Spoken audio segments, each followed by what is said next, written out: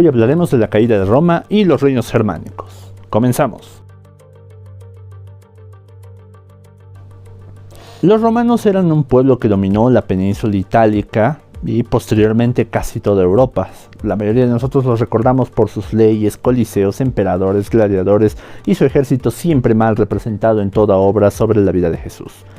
Por su parte, los germanos eran pueblos del noroeste europeo que no conocemos mucho, pero que tenían tradiciones comunes: deidades, organización, vivienda, economía, idioma. Por ejemplo, sus líderes generalmente eran guerreros destacados para guiarlos en momentos de conflicto. Vivían de forma seminómada, cazando y cultivando, la gran mayoría de ellos, y adoraban a una forma primitiva de lo que es el dios Odín.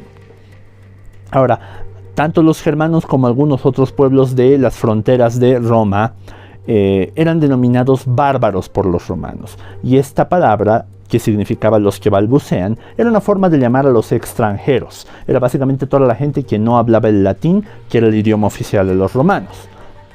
O sea que los romanos eran xenófobos. El trato que recibían estos pueblos bárbaros, entre comillas, era muy malo. Por parte de los romanos siempre se ejecutaban conquistas, quitándoles todos sus territorios, o a veces se les amenazaba, obligándoles a pagar tributo. Y este tributo podía ser ya sea en monedas de oro, en trigo, en animales, o incluso a veces llevándose a las mujeres y a los niños, a mujeres convirtiéndolas en esclavas, y a los niños a veces también enrolándolos en el ejército romano. Esto hacía que el rencor que tenían los germanos contra los romanos fuera muy grande. Tanto tiempo expandiéndose, los romanos tenían una frontera gigantesca que era muy difícil de defender.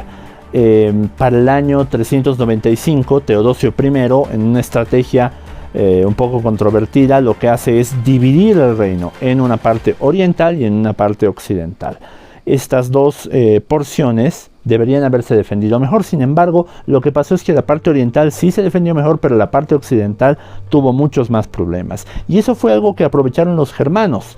Después de tanto tiempo de rencor, empezaron a invadir la región occidental. Y esto también se da gracias a que hubo un montón de problemas dentro de Roma misma. Bien, estos problemas eran, por ejemplo, los ejércitos que se volvían rebeldes, los emperadores que eran cada vez más débiles, incluso el cristianismo que estaba desbaratando las bases de la sociedad romana. Y todavía va a empeorar más cuando aparezcan Atila y los hunos. Los hunos eran un pueblo de jinetes muy expertos en el saqueo, que empezaron a presionar primero a los germanos. Bien, una vez que los germanos se vieron presionados, ellos empezaron a invadir el Imperio Romano, buscando poner un poquito de distancia y salvaguardarse tras las murallas y las ciudades romanas. Los romanos la pasaron muy mal, y Atila estuvo a punto de conquistarlos. Pero en el año 451, Roma se alía con los germanos para detener a Atila. Una vez que en la batalla de los Campos Cataláunicos lo derrotan, aunque muy apenas, y Atila muere en extrañas circunstancias en la noche de su boda, los romanos tenían mucho que pagarles a los germanos, y el problema es que no podían pagarles fácilmente porque tenían que entregarles territorios, cargos dentro del imperio, y eso hizo que los germanos empezaran a colonizar básicamente regiones de Roma. Cuando llega el año 476, prácticamente el imperio y todos sus gobernantes eran títeres de los reyes germanos. El líder de los érulos, Odoacro, va a deponer, va a quitarle el trono a el emperador Rómulo Augustulo en ese mismo año, y con eso todo el sistema que pudo haber existido y todo lo que quedaba de él, que era muy poquito, desapareció. Y todo lo que era este mapa de Roma gobernando toda esta región se va a convertir en este otro mapa, en el cual vemos que ya estos pueblos germanos lo que han hecho es repartirse todas las regiones del imperio y gobernarlas por su cuenta. Durante todo el tiempo en que estuvieron colonizando los germanos a Roma, empezaron a mezclar sus tradiciones entre sí. Por ejemplo, idiomas como el español y el inglés nacen de esta mezcla, bien, de la mezcla entre los idiomas de los germanos y los romanos. A esas lenguas se les llama lenguas romances. También el culto a Jesucristo, ¿verdad?, es expandido gracias a los monjes, y los germanos lo van adoptando poco a poco. Antes sus líderes no eran más que los guerreros más sobresalientes, pero poco a poco se volvieron reyes que heredaban su cargo a sus hijos, sin importar si eran buenos o no en la batalla. Sus costumbres, que antes eran eso, nada más costumbres, se fueron convirtiendo en leyes y códigos, que era lo que hacían los romanos. Aunque también mantuvieron algunas de sus otras costumbres, como por ejemplo la vida en las áreas rurales, bien, o la participación de las familias en los actos de defensa. Durante toda esta alta Edad Media, que empieza más o menos en el 476 y va a terminar aproximadamente cerca del año 1000, los reinos germánicos ahora van a pelear entre sí para ver quién obtiene más territorio. Y entre estas peleas, por ejemplo, van a destacar el reino visigodo, el reino franco, el reino ostrogodo, el reino vándalo, el reino lombardo y la heptarquía anglosajona, que la anglosajona, por ejemplo, es la que se va a ubicar en lo que ahora es Inglaterra. Ahora, de todos estos reinos, el que más va a perdurar es el reino franco, y por eso vamos a estudiar un poquito de sus hechos más sobresalientes.